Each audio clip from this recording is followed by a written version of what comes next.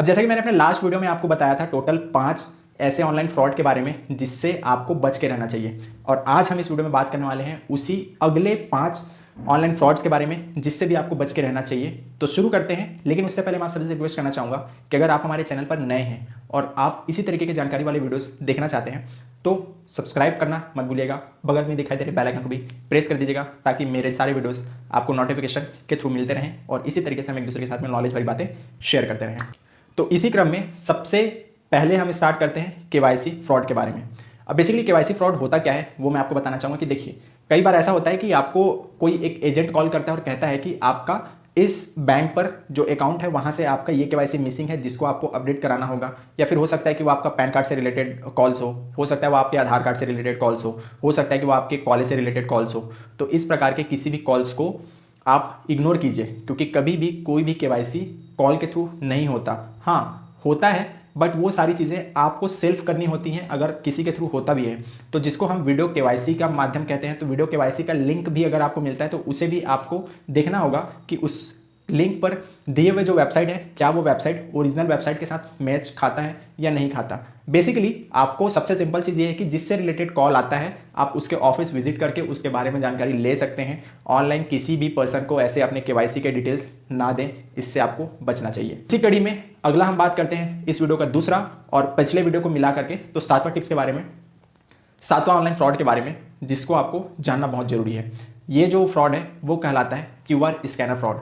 अब QR scanner fraud होता क्या है? बेसिकली आप ये समझिए कि क्यूआर स्कैनर से हम केवल किसी को पैसे भेज सकते हैं, ले नहीं सकते। कई बार ऐसा होता है कि आपने जैसे ऑनलाइन परचेजिंग पर इसका काफ़ी ज़्यादा इस्तेमाल किया जाता है, इसलिए कभी भी ऑनलाइन अगर आप शॉपिंग कर रहे हैं या OLX पे हैं तो इन चीज़ों से आपको बचना चाहिए। वो कहता है कि मैं आपको एक क्यूआर कोड भेजता हूँ, उस क्यूआर कोड को आप स्कैन करके अमाउंट डाल दीजिएगा, जो भी अमाउंट मैं आपको दूंगा तो वो अमाउंट आपको सीधे आपके बैंक अकाउंट पर मिल जाएंगे। बट क्यूआर कोड से पैसे लिया नहीं जाता, भेजा जाता है। सिंपल सी बात इतनी है। और कई बार ऐसी भी चीज़ें होती हैं कि सपोज उस क्यूआर कोड को कुछ इस तरीके से डिज़ाइन किया जाता है कि उसमें कुछ मैलिशियस मैलवेयर का लिंक होता है या फिर कुछ ऐसे अनऑथोराइज्ड चीज़ों को उस क्यूआर कोड पर सेट किया जाता है। बेसिकली आज के डेट में क्यूआर कोड हर चीज़ का बन जाएगा।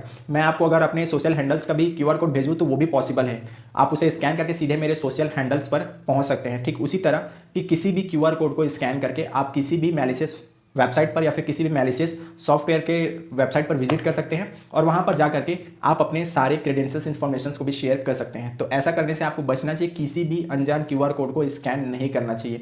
आज के डेट में सारे प्रोडक्ट्स पर भी हम देखते हैं कि क्यूआर कोड दिया जाता है, बट उस क्यूआर कोड को स्कैन आपको नहीं करना है। अगर आपको कस्टमर केयर को भी कॉल करना है या फिर कॉन्टैक्ट करना है तो सिंपली आप नीचे दिए हुए वेबसाइट पर या फिर कस्टमर केयर के कॉल पर जा करके आप उनसे डायरेक्टली गेट इन टच हो सकते हैं। आपको कोई ज़रूरत नहीं है किसी भी तरीके के क्यूआर को स्कैन करने की, और पब्लिकली अवेलेबल क्यूआर कोड को तो बिल्कुल भी स्कैन मत कीजिएगा। 8वां ऑनलाइन फ्रॉड के बारे में अगर मैं बात करूं तो वो है कस्टमर केयर फ्रॉड। अब कस्टमर केयर फ्रॉड होता क्या है?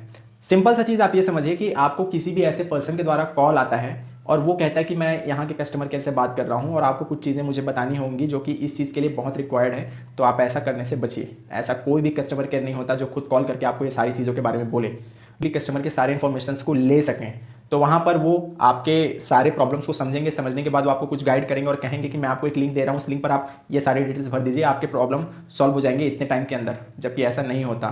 बेसिकली ये एक तरीके से फ्रॉड करने का तरीका है आपके सारे पर्सनल इन्फॉर्मेशन को अपने तक पहुँचाने के लिए, और कई बार तो उन चीज़ों में आपके बैंक अकाउंट भी खाली कर दिए जाते हैं। बहुत से ऐसे ऑनलाइन फ्रॉड्स भी हुए हैं जिसमें ये सारी चीज़ें भी देखने को मिली हैं। तो उम्मीद करता हूँ कि इन चीज़ों से भी आप बचे रहेंगे।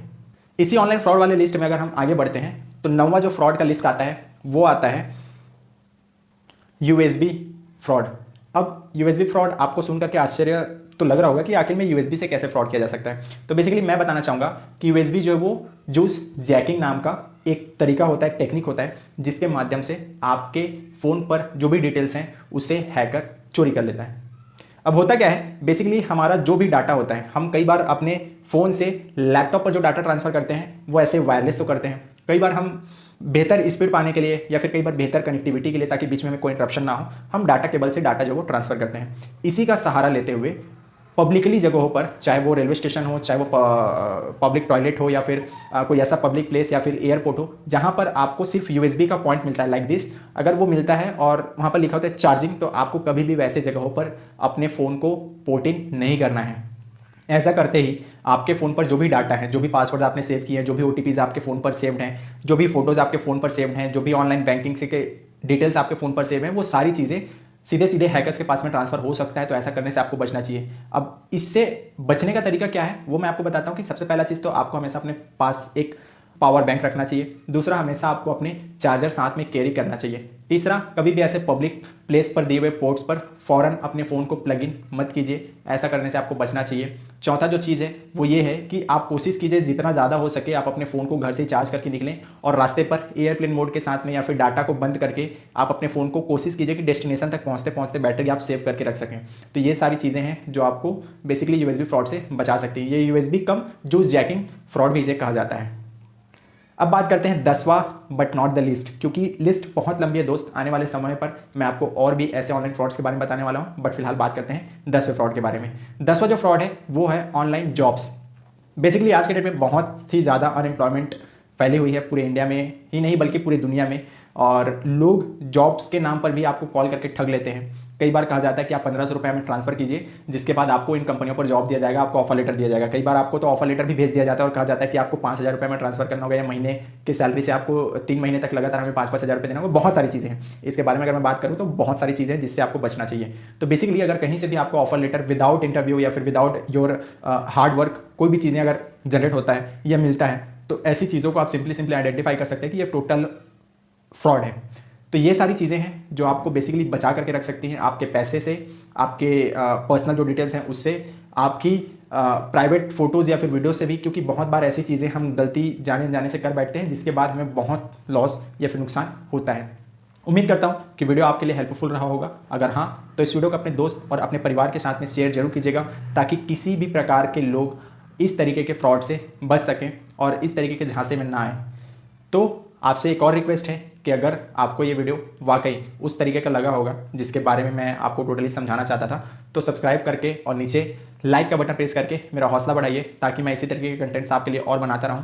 आपको किस रिलेटेड वीडियोस देखना है वो भी आप नीचे कमेंट करके बता सकते हैं, ताकि उससे रिलेटेड भी मैं आप लोगों के लिए वीडियोज़ बनाता रहूँ। तो मिलता हूँ आपसे नए और किसी एक्साइटिंग वीडियोज़ के साथ, तब तक के लिए जय हिंद, शाइनिंग ऑफ।